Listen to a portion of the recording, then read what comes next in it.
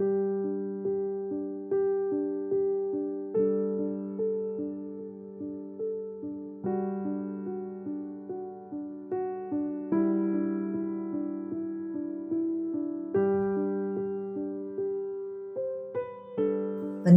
Saat Teduh Gereja Kristen Jakarta, Minggu 27 April 2025. Judul renungan, Asal Tuhan Senang.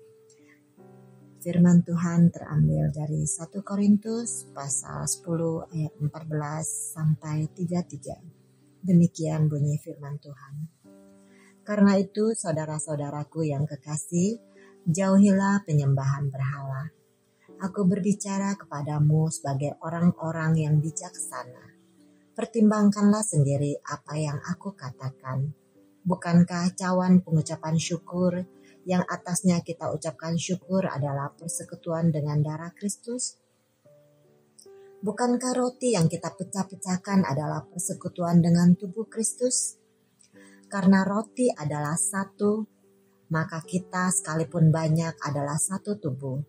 Karena kita semua mendapat bagian dalam roti yang satu itu. Perhatikanlah bangsa Israel menurut daging. Bukankah mereka yang makan apa yang dipersembahkan mendapat bagian dalam pelayanan mezbah? Apakah yang kumaksudkan dengan perkataan itu bahwa persembahan berhala adalah sesuatu atau bahwa berhala adalah sesuatu? Bukan. Apa yang kumaksud ialah bahwa persembahan mereka adalah persembahan kepada roh-roh jahat, bukan kepada Allah. Dan aku tidak mau bahwa kamu bersekutu dengan roh-roh jahat. Kamu tidak dapat minum dari cawan Tuhan dan juga dari cawan roh-roh jahat. Kamu tidak dapat mendapat bagian dalam perjamuan Tuhan dan juga dalam perjamuan roh-roh jahat. Atau bukankah kita membangkitkan cemburu Tuhan? Apakah kita lebih kuat daripada Dia? Segala sesuatu diperbolehkan, benar. Tetapi bukan segala sesuatu berguna. Segala sesuatu diperbolehkan, benar. Tetapi bukan segala sesuatu membangun. Jangan seorang pun yang mencari keuntungannya sendiri. Tetapi hendaklah tiap-tiap orang mencari keuntungan orang lain. Kamu boleh makan segala sesuatu yang dijual di pasar daging, tanpa mengadakan pemeriksaan karena keberatan-keberatan hati nurani. Karena bumi serta segala isinya adalah milik Tuhan. Kalau kamu diundang makan oleh seseorang yang tidak percaya, dan undangan itu kamu terima, makanlah apa saja yang dihidangkan kepadamu tanpa mengadakan pemeriksaan karena keberatan-keberatan hati nurani. Tetapi kalau seorang berkata kepadamu, itu persembahan berhala, janganlah engkau memakannya. Oleh karena Dia yang mengatakan hal itu kepadamu dan karena keberatan-keberatan hati nurani. Yang aku maksudkan dengan keberatan-keberatan bukanlah keberatan-keberatan hati nuranimu sendiri, tetapi keberatan-keberatan hati nurani orang lain itu. Mungkin ada orang yang berkata, mengapa kebebasanku harus ditentukan oleh keberatan-keberatan hati nurani orang lain? Kalau aku mengucap syukur atas apa yang aku turut memakannya, mengapa orang berkata jahat tentang aku karena makanan yang atasnya aku mengucap syukur? Aku menjawab, jika engkau makan atau engkau minum, atau jika engkau melakukan segala sesuatu yang lain, lakukanlah semuanya itu untuk kemuliaan Allah. Janganlah kamu menimbulkan syak dalam hati orang, baik orang Yahudi atau orang Yunani maupun jemaat Allah. Sama seperti aku juga berusaha menyenangkan hati semua orang dalam segala hal. Bukan untuk kepentinganku, tetapi untuk kepentingan orang banyak supaya mereka beroleh selamat. Dominic seorang anak yang selalu ingin menyenangkan ayahnya. Suatu hari ia membantu tetangganya yang kesulitan. Walaupun tak diminta, semua dilakukan dengan sukacita karena ia tahu bahwa hal itu pasti akan menyenangkan ayahnya.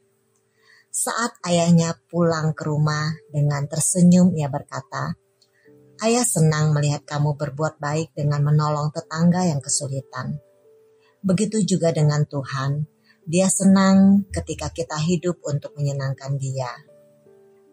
Dalam nas hari ini, Rasul Paulus mengingatkan jemaat di Korintus untuk hidup dalam mawas diri, jangan melakukan dosa seperti dilakukan bangsa-bangsa Israel yang menyebabkan mereka dihukum Tuhan. Bangsa Israel perlu belajar dari sejarah sehingga tidak melakukan kesalahan yang sama. Itulah kebijaksanaan.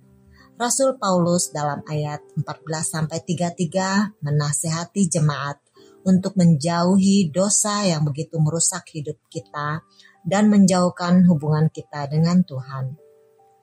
Sebaliknya, kita harus menjalani suatu hidup yang menyenangkan hati Tuhan. Untuk menyenangkan Tuhan, maka kita perlu mengetahui hal apa saja yang tidak disukai Tuhan dan hal-hal apa saja yang disukai Tuhan. Setelah mengetahuinya, maka kita perlu memiliki suatu hati yang taat untuk menjauhi larangan-larangan Tuhan dan taat melakukan segala sesuatu yang dikehendaki Tuhan, seperti yang tertulis dalam firman Tuhan. Bagaimana menjalani hidup yang berkenan kepada Tuhan? Dengan menjauhkan berhala dan menjalani kebebasan sebagai orang percaya dengan bertanggung jawab. Memerhatikan kepentingan orang lain lebih daripada kepentingan diri sendiri dan melakukan segala sesuatu yang berfokus pada keselamatan jiwa orang lain. Hal-hal seperti itulah yang menyenangkan hati Tuhan.